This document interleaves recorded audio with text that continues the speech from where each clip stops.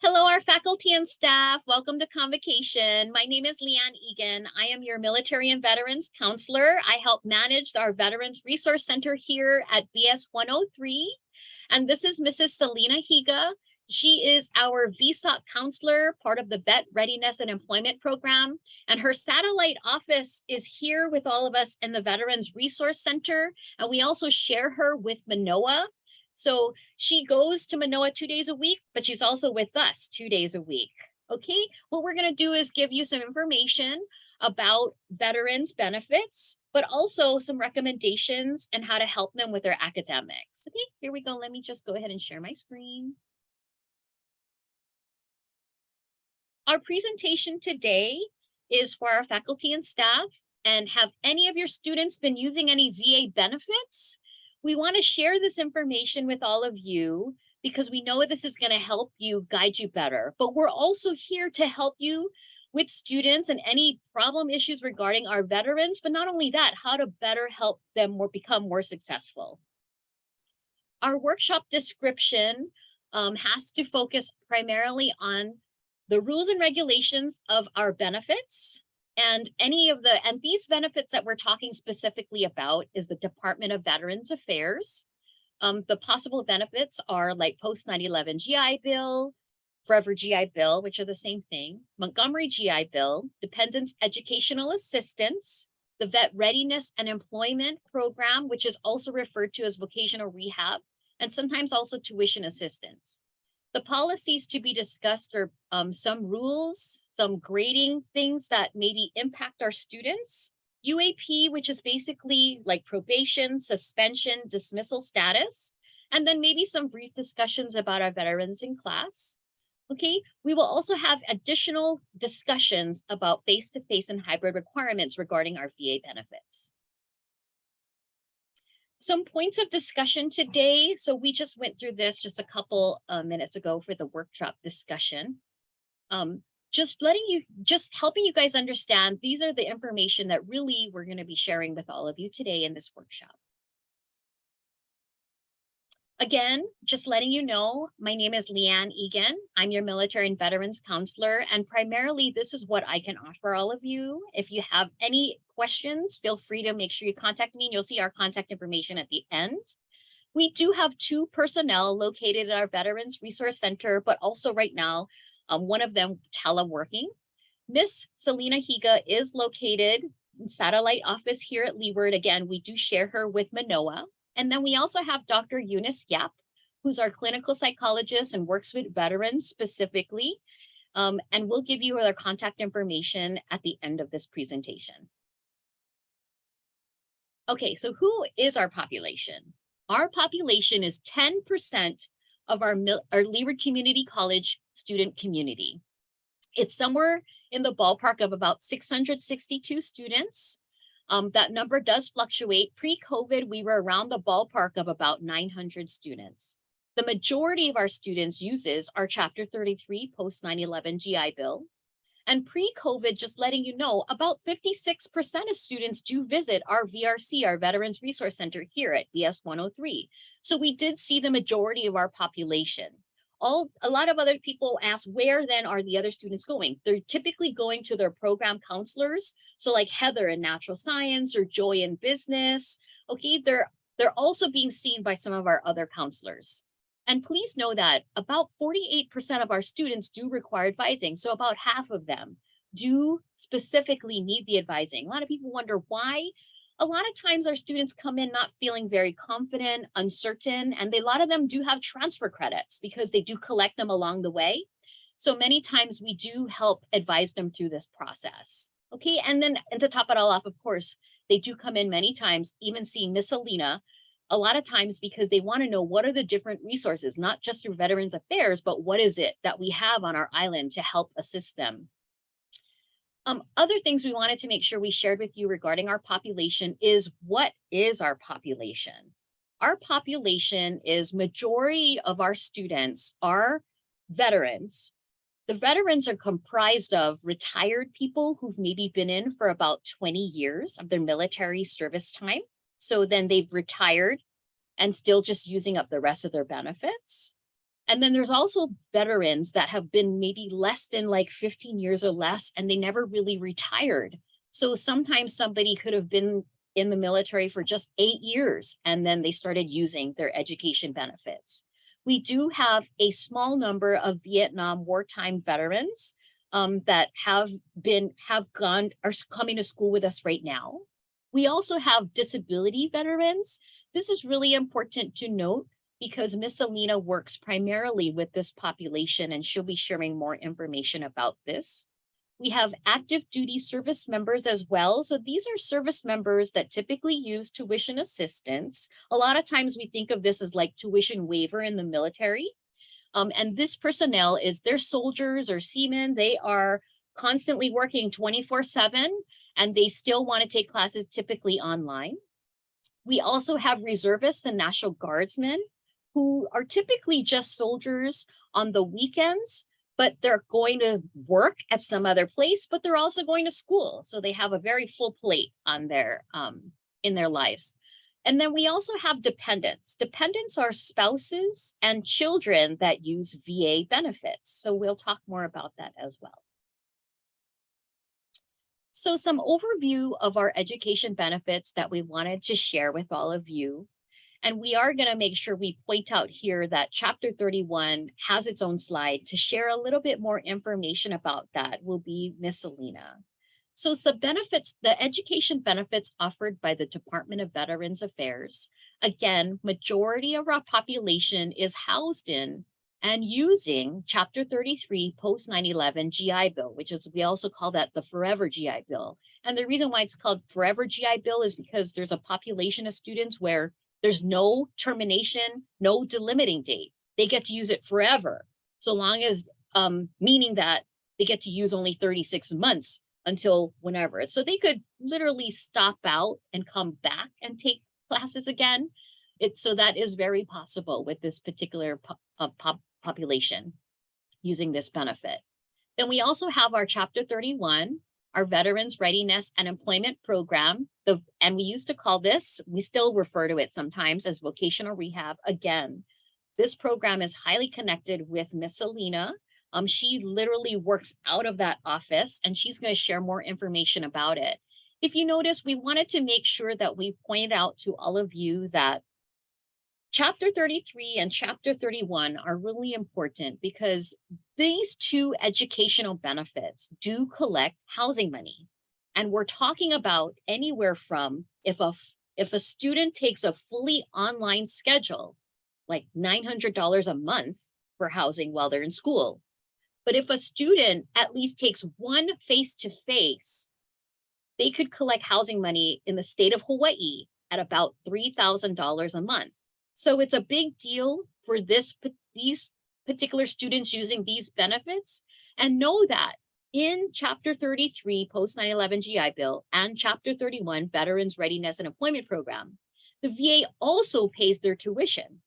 So really, they're coming out really good with this particular benefit. So it's really important if somebody is not working, that's why they're relying on the housing money and trying to make sure they meet all the eligibility and criteria they can to make sure that they could collect what they could possibly collect here in the state, our expensive state of Hawaii.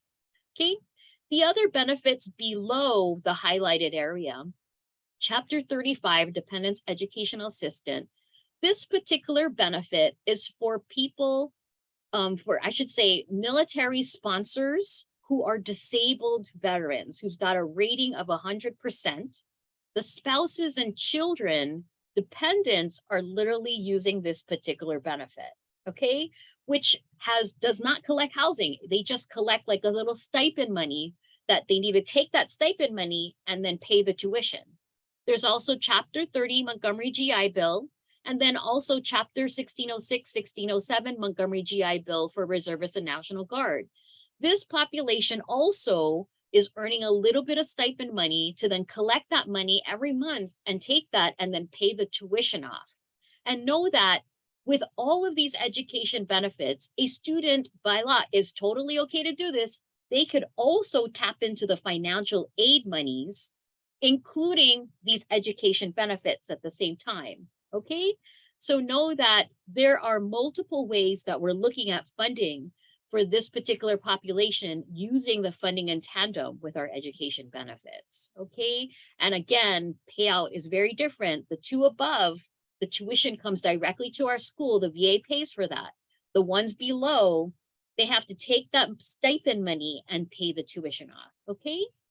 All right, so now on the next slide, Miss Selina is going to go ahead and share some information about our vet readiness and employment program, which we also refer to as vocational rehab. Miss Selina? Okay. Hi, everybody. So thank you for having us. And under the Chapter 31 Veteran Readiness and Employment Program, the veterans in our program have to have a service-connected disability rating from the VA. And that rating has to be at least 10% or more for them to even apply. It's not an automatic enrollment. So they have to be found entitled to the service. And if they do, they'll get attached a VR counselor, a vocational rehab counselor to them. And there's many benefits under this program that they can get. The main difference between VRNE Chapter 31 and 33 program is that Chapter 31 is an employment program. So the counselor or our program provides education. We can provide training that is needed for the veteran to find suitable employment at the end. So once they're done with their training, our program will also help them find employment. And so it's not just going to school. Another main difference is that they can receive up to 48 months of entitlement instead of only 36 months.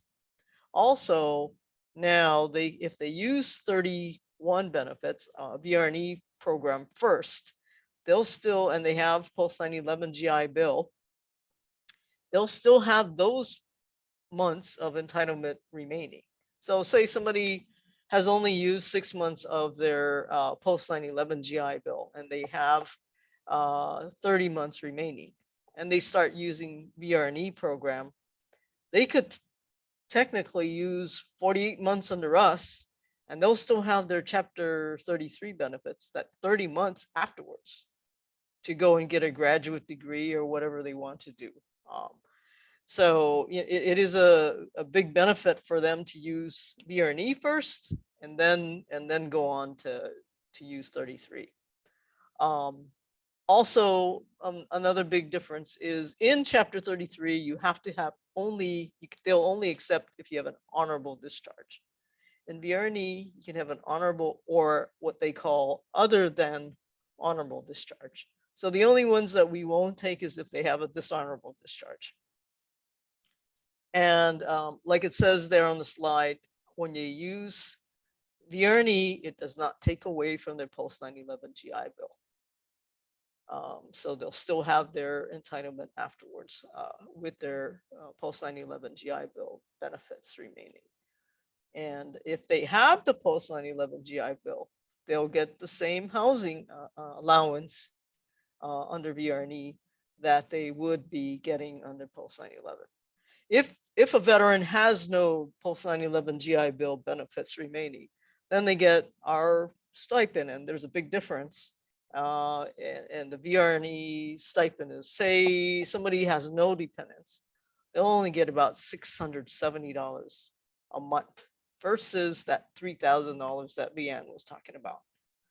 However, when they don't have the post 9/11 GI Bill, then it doesn't matter whether they have a hybrid class or a face-to-face class. They can be all online and they'll still get that $670 a month. And we pay them by number of dependents. So somebody with 3 dependents will get about, I'd say, a little over $1,000 a month. But that's way less than the post 9/11 GI Bill would pay. And like it says in the last bullet point there, is that they'll have a VR counselor that the student can go to if they run into a problem. They can also call me or LeeAnne, and LeeAnne will usually loop them in to me. But my position here is not just for veterans in VRNE program. So if they're using any VA benefit or they're not using any benefit and they need help with any VA education or any question about the VA, they can always call me or contact me. And I'll be more than happy to direct them to where they need to get assistance. And I'll stop there and we can go on to the next Thank slide. Yeah. you. Thank you, Miss Selina. Thank you. So one of the things that we wanted to mention at this point was, if you notice, it says the 48 months of entitlement, and then for post 9/11 GI Bill, the 36, like it's like 36 more months added onto that. That kind of shows that a student can go all the way up to bachelor and then some, depending on whatever career option, they're interested in, as well as like how much time they need for their degree. So just letting all of our faculty and staff know that. So that's how long somebody could actually be in school with all of us. After they finish here at the associate's community college level, majority of our population does move on to the university. So we wanted to make sure you guys all knew that. And also at the same time, I also wanted to share that. So the reason why it's really important that we talk about our Chapter 31 Vet Readiness Employment Program, because the majority of students I've mentioned earlier are using post 9/11 GI Bill. This population, Chapter 31 Vet Readiness and Employment Program, is actually growing. They're increasing in numbers. Of our 600, 700 students, it's already 100 plus students that are in this particular program. So know that this is a benefit that's growing. So it is that people are identifying more and more of their disability. So this particular population is growing, which is good because they are working towards employment. They're not necessarily just taking classes with all of us just to take classes to earn a degree. They're working towards a degree so that they can go on to becoming employed individuals in our community, just to make that very clear. Okay, so really important. We wanted to share that with all of you.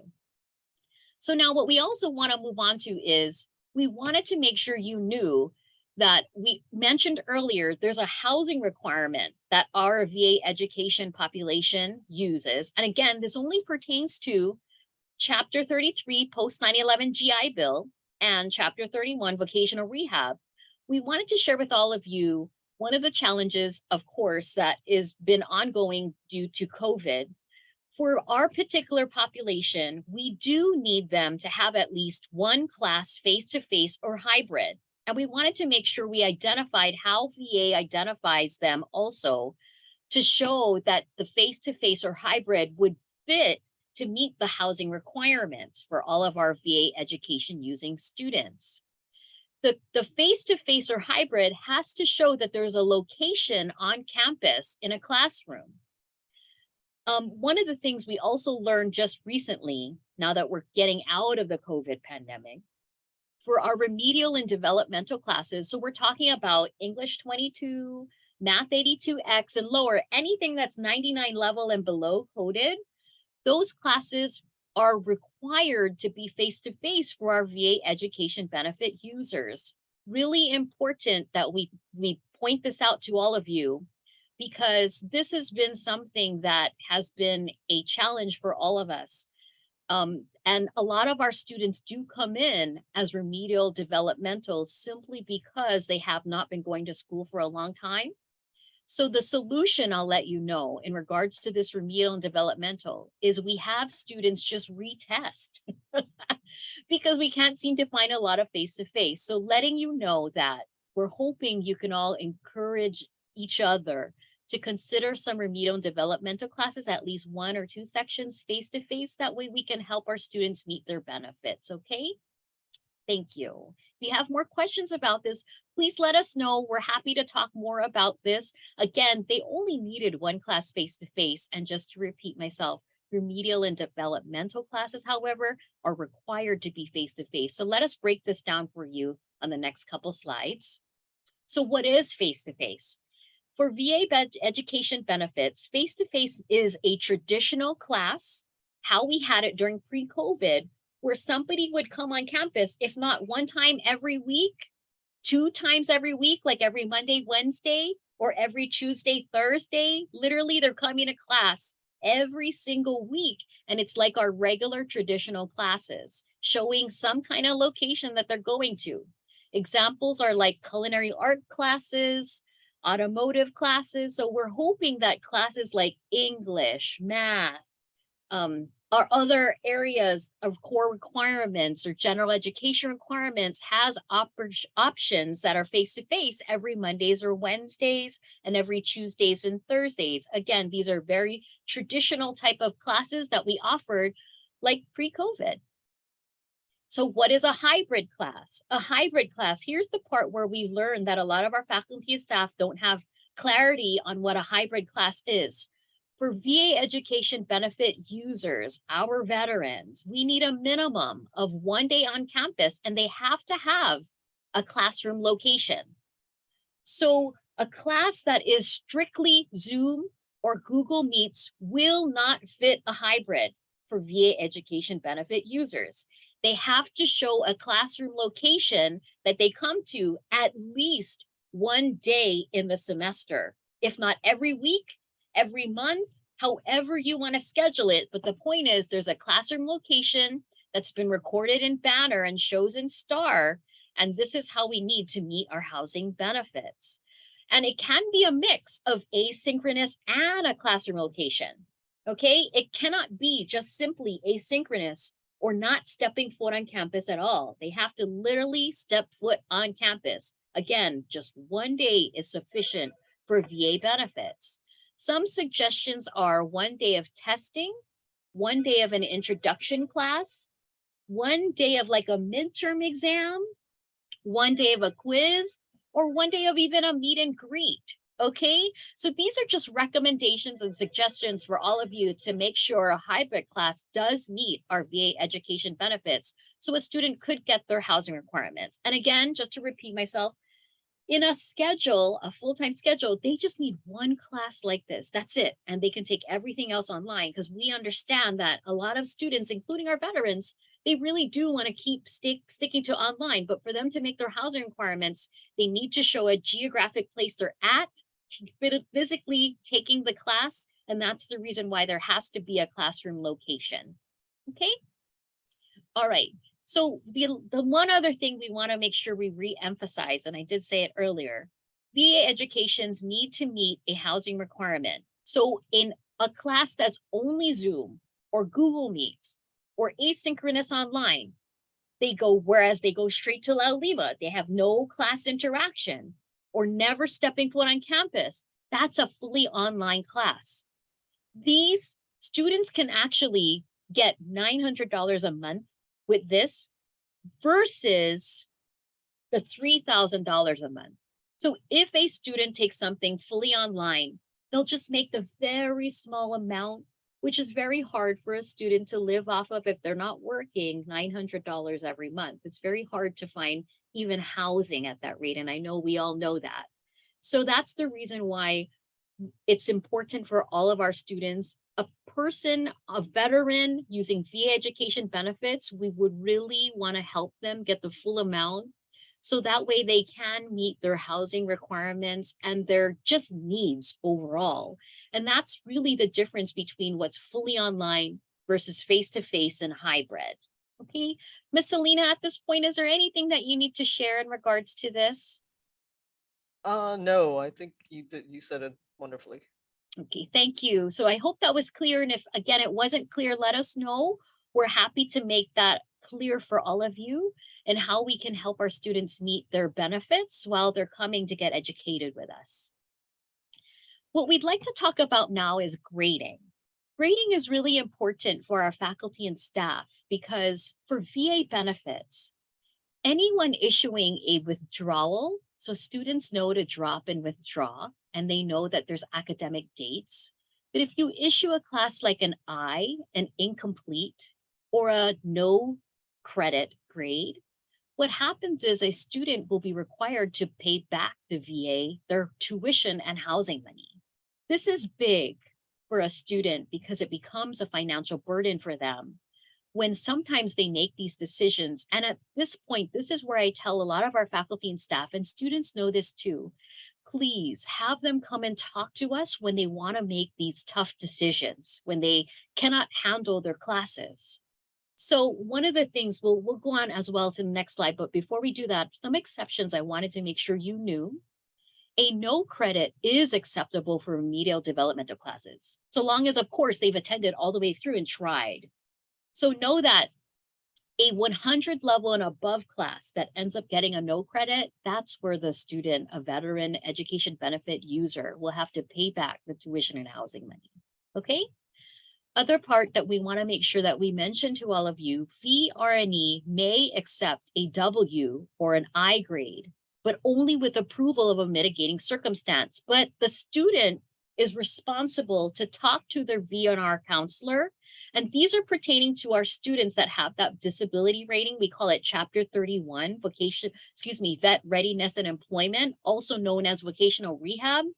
Know that there is possible mitigating circumstances where in which they may accept it. But again, the only one that would possibly accept this is Chapter 31. What I'm going to do is I'm going to move on to the next slide to share a little bit more information. And then Miss Selina, if you have any thoughts about that, you're welcome to share anything about that, okay? So what we wanted to make sure that you knew are some recommendations. An F would relieve them of a financial burden to pay back the VA. However, we want to make it really clear at this point that we understand it is a student's responsibility if they get the F, if they choose the W, or if they choose the I or the no credit. Let them choose that responsibility. If you have a hard time with that conversation, we are happy to have that conversation with them because they ultimately have to, understand that this is the choice they're making and it's their decision. And also at the same time, there's consequences involved. So let the student choose what may be best. And also know that you are the instructor. It is up to you and how you feel it's best to take care of this. And we are happy to support you, not a problem. If the F is best, if the W may be best, if the I is best, or if the no credit is best. But know that there are these consequences, and we do believe it is a student's responsibility to accept those consequences. So know that when a student does so happen to get an F, it does impact their GPA. Of course, their GPA will lower.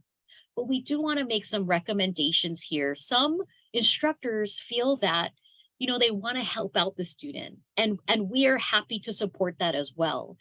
But other times, they are responsible if they aren't coming to class, if they aren't turning in their assignments. It's absolutely understandable that they accept the true consequence of what is best for their scenario. So please know these are the sub recommendations we wanted to share. So if a student has gone through the rest of the semester and you want to issue an F grade, then the GPA will drop. Understandable. You can also consider issuing an F grade and then do the grade change later in the last maybe month of the semester. That's a possibility as well. You can also issue an I grade, but I would say only if they've completed at least majority or half of the assignments, right? Or it's your choice, however you feel is the responsible way of handling the I grade. And then again, do the grade change as soon as possible, or as you know, the grade change will change in the following semester. Okay. And again, you can ask me these questions in regards to what are the consequences of this happening, and what is ever the best scenario for this particular student and what they do deserve. Okay. And please know that a student is able to retake the class next semester. That is very possible. At this point, we wanted Ms. Selina maybe to share some thoughts about our little note here, because VRNE students should check with VR counselors. Ms. Selina, did you want to share anything in regards to the mitigating circumstance? Yeah, sure. LeeAnne, thank you. I know that most of you will not know if a veteran is even a veteran, a student is a veteran, or if they're in VRNE. And you don't need to ask them. So if you do find out they are a veteran, you should definitely check with LeeAnne. And if they're facing, an F grade, we're hoping, and this is what our counselors are taught to tell or should be telling their students, their veterans. At the beginning, like I would always tell my students, at the beginning of a semester, if you already know you're having problems or will be facing struggling in this class, say it's a math class, and you need an extra tutor, you can request that from your VR counselor. So on top of the school tutoring that's available, we can do individualized tutoring under VRNE program.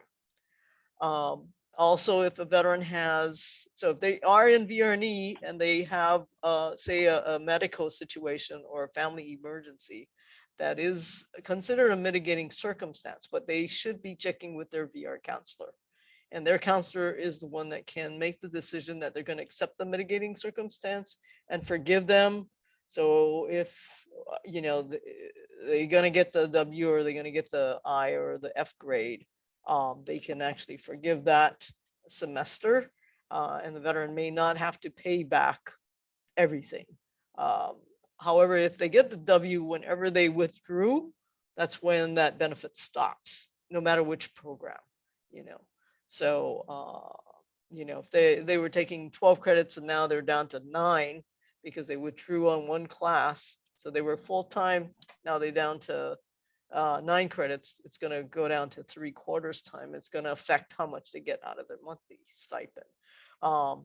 But in VRNE, it's due to a medical emergency, usually a medical emergency or family emergency, they can request to their VR counselor, ask for mitigating circumstance, and it could be, some things could be waived.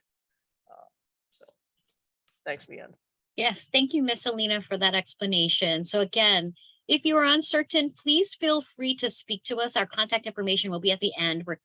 We're coming down to the end of our presentation.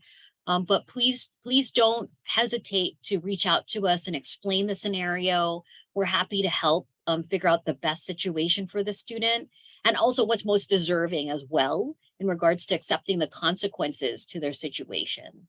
Okay. So now what we also want to share with all of you is how VA education benefits are affected under these UAP standing or probation, suspension, and dismissal standings. So please know that the VA recently implemented, which is wonderful, a great rule. We do support this very much because in the past, this was not the case where they could just unlimitedly keep using benefits. So now, since spring 2022, a student on probation who's below a GPA of 2.0 can only use VA benefits for only 2 semesters of probation. And that's really important to note. So they can only be under probation, meaning that for 2 semesters below the 2.0 standing, okay, which is good because then it forces them to decide, do I want to stop out of school because I can't handle it? Do I need to seek resources to go and seek tutoring? Do I need to talk to my instructor? Or do I need to move on to something maybe more hands-on, more vocational, maybe just becoming more realistic with their scenario and situation? So know that we literally only have about less than 40 students under this circumstance, and it goes down knowing that students know they have a limit. So this is a good thing to know, this rule and policy. So if you have any concerns and have questions about that with a student that may be struggling, please let us know because they may be under this standing, okay?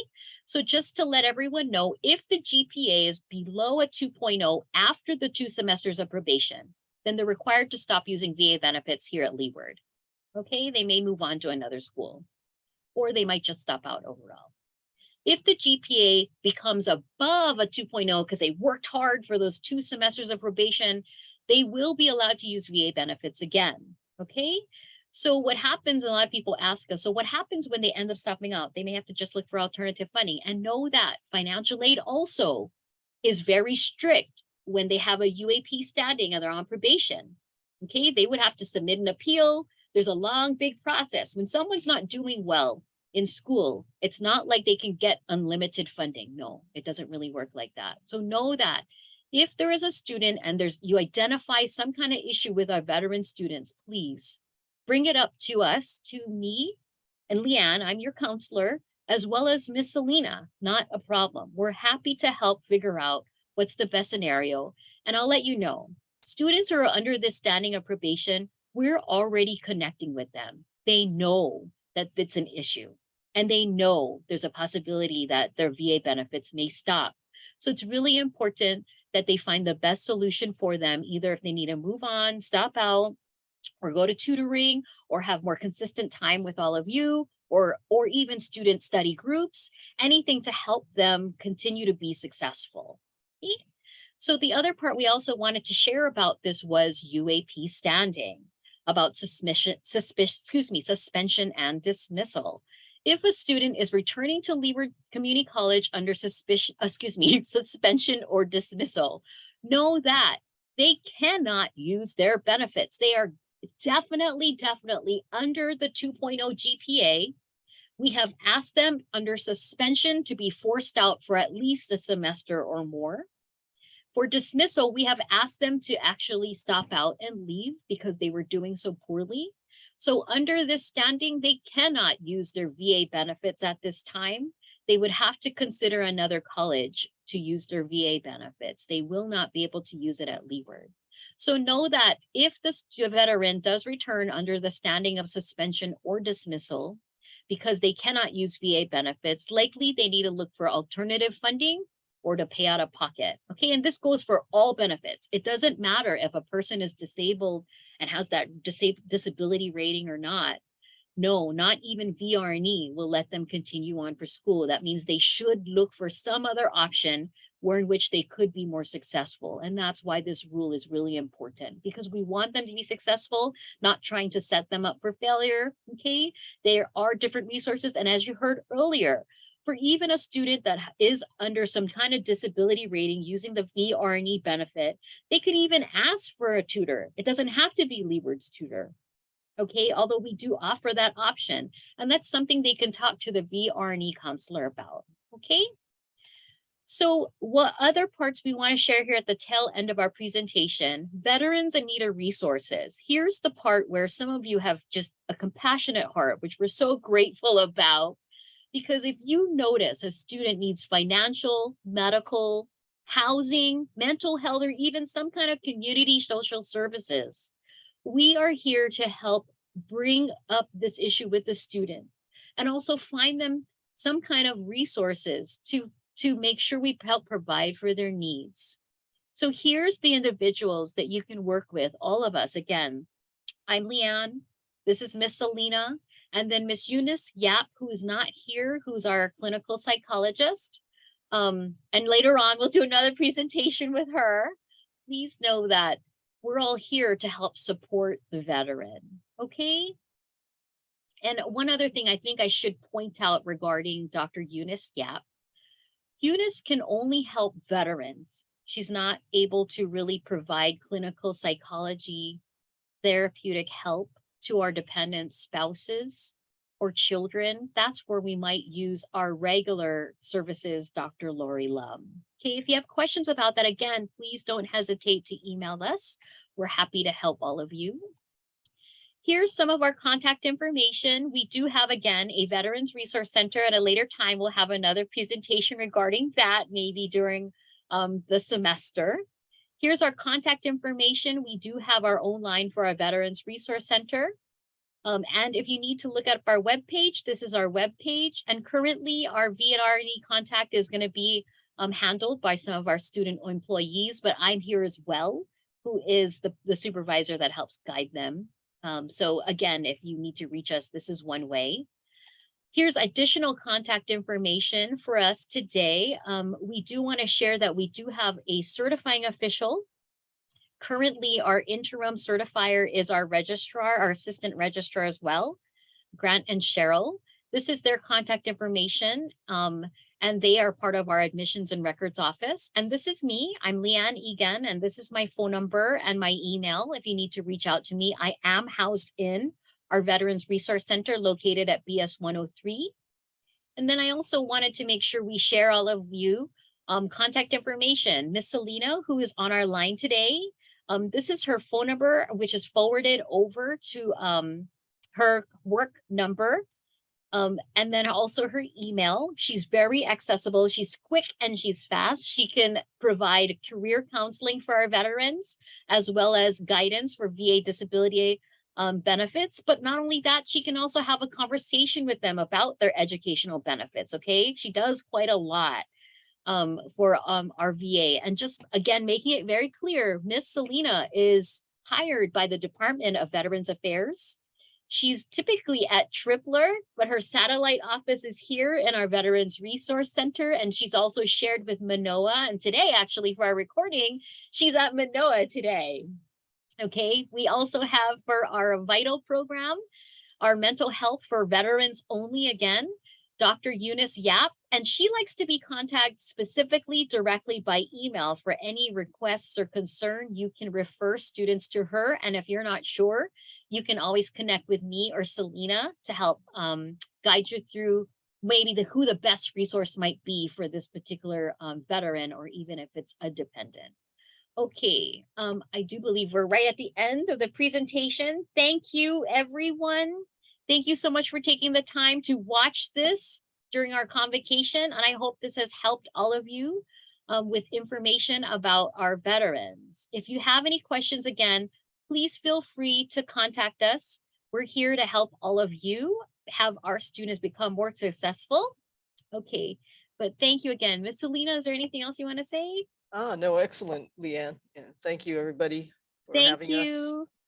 Please, yeah, contact us if you have any questions about, your veterans or anything about VA. I can answer. Take If I care, don't know the everybody. answer, Yeah, we can send you to the we'll right figure it place. out. That's right. Take care, everyone, Take and care. have a Thank happy you. fall. Bye-bye.